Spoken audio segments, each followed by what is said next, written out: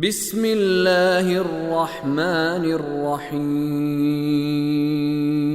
اذا جاء نصر اللہ والفتح ورأيت الناس يدخلون في دين الله أفواجا فسبح بحمد ربك واستغفره إنه كان توابا۔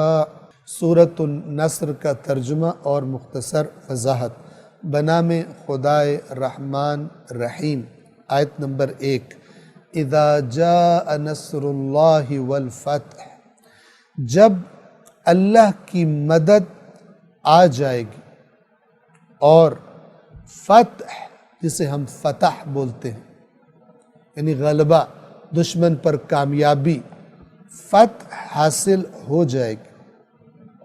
آیت نمبر 2، وَرَأَيْتَ النَّاسَ يَدْخُلُونَ فِي دِينِ اللَّهِ أَفْوَاجًا، اور آپ دیکھیں گے لوگوں کو کہ وہ داخل ہو رہے ہیں اللہ کے دین میں افواجن، فوج کی جمع ہے، فوج در فوج، گروہ در گروہ اللہ کے دین میں داخل ہو رہے ہیں۔ جب یہ آپ دیکھ لیں تو آپ کیا کریں؟ آیت نمبر 3، فَسَبِّحْ، تو تسبیح کیجئے، بحمد ربک، اپنے رب کی حمد کے ساتھ۔ یہ جو ہم کہتے ہیں سبحان ربی الاعلی و بحمدہ، سبحان ربی العظیم و بحمدہ، یہی حمد کے ساتھ تسبیح، یعنی اللہ کی ذات، ہمارے رب کی ذات ہر عیب سے پاک ہے، اور جب ایسا ہے تو ساری کی ساری حمد بھی اسی کے ساتھ مخصوص ہے، کیونکہ وہ بالکل بے عیب ہے۔ جس پہلو سے بھی نگاہ کرو، جس طرف سے بھی دیکھو، اس کی ذات اقدس میں تمہیں کوئی عیب نظر نہیں آئے گا، حسن ہی حسن اور کمال ہی کمال نظر آئے گا۔ لہذا ساری حمد بھی اسی کے لیے ہے۔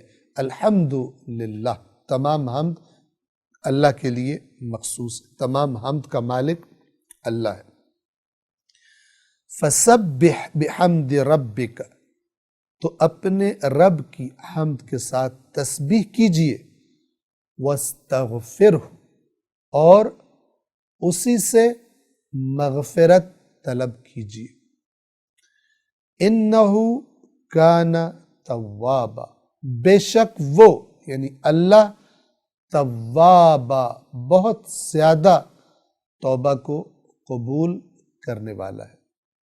توجہ فرمائیے، استغفار، خاص طور پہ رسول اللہ کی استغفار کا کیا معنی ہے؟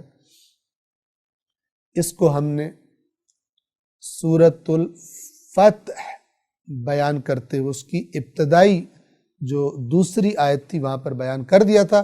آپ انہی درسوں میں جو ہمارے یوٹیوب چینل پر موجود ہیں، فیس بک پیج پر بھی موجود ہیں، اس میں اگر آپ سورۃ الفتح کو سنیں تو اس کی ابتدا میں ہم نے جہاں پر یہ آیت ہے لِيَغْفِرَ لَكَ اللَّهُ مَا تَقَدَّمَ مِنْ ذَنْبِكَ وَمَا تَأَخَّرَ وَيُتِمَّ نِعْمَتَهُ عَلَيْكَ وَيَهْدِيَكَ صِرَاطًا مُسْتَقِيمًا، تاکہ اللہ مغفرت کر دے آپ کے ذنب کی، جو پہلے گزر چکے اور جو بعد میں ہوں گے، سب کی اللہ نے مغفرت کر دی ہے۔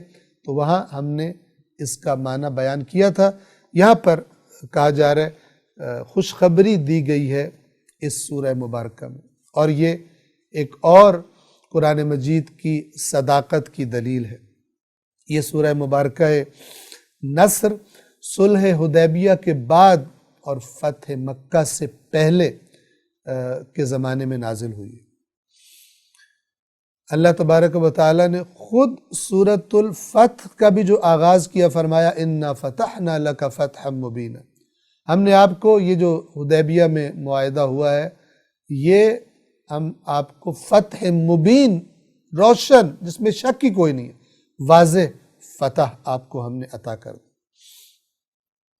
اور پھر آپ دیکھیے آئندہ کی خبر، کیا فرمایا گیا؟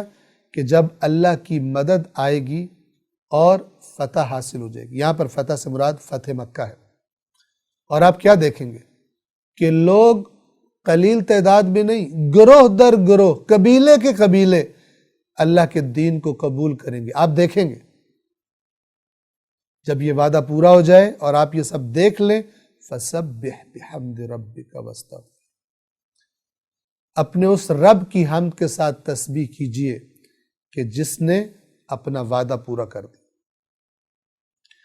جس میں یہ عیب نہیں ہے کہ وہ وعدہ کرے اور وعدہ پورا نہ کرے، اور کوئی عیب بھی نہیں ہے اس میں. إِنَّهُ كَانَ تَوَّابًا، بے شک وہ بہت زیادہ توبہ کو قبول کرنے والا ہے. توبہ کا مطلب کیا ہے؟ عام طور پر چونکہ ہم اس کے اسی معنی سے مانوس ہیں کہ توبہ یعنی گناہوں سے توبہ. یاد رکھیے، جب بندہ اللہ کی طرف لوٹتا ہے، رجوع کرتا ہے، توجہ کرتا ہے، اسے بندے کی توبہ کہتے ہیں. اور بندے کی توبہ کو دیکھ کر جب اللہ اپنی خصوصی رحمت کے ساتھ بندے کی طرف توجہ کرتا ہے، اسے اللہ کی بندے کی طرف توبہ کہتے ہیں. اور عام جو لفظ استعمال کیے جاتے ہیں آسانی سے سمجھانے کے لیے، وہ ہے بندے نے توبہ کی اور اللہ نے توبہ قبول کر لی. لیکن یہ معنی آپ یاد رکھیں، بندے کی توبہ یعنی بندے کا خدا کی طرف توجہ کرنا، لوٹنا، اور اللہ کی توبہ یعنی اللہ کا بندے کی طرف اپنی رحمت کے ساتھ توجہ کرنا، اور ایک اعتبار سے ہم کہیں کہ لوٹ آنا. وہ رحمت جو بندے کی نافرمانیوں کی وجہ سے مثلا اللہ نے لے لی تھی، وہ واپس بندے کو عطا کرنا. اب یہ جو اللہ کی طرف سے لفظ توبہ استعمال ہوتا ہے، اس میں رحمت شامل ہے، چاہے سامنے والا مجرم ہو، گناہگار ہو یا نہیں، اللہ کا نیک ترین بندہ ہو، لیکن اللہ کی بارگاہ میں جب وہ رجوع کرتا ہے، جب وہ پلٹتا ہے، آتا ہے، دعا مانگتا ہے، عبادت کرتا ہے، تو اللہ تبارک و تعالی اس کے لیے بھی تواب ہے، یعنی اس پر بھی اپنی خصوصی رحمتیں نازل فرماتا ہے. اللہ العلی العظیم.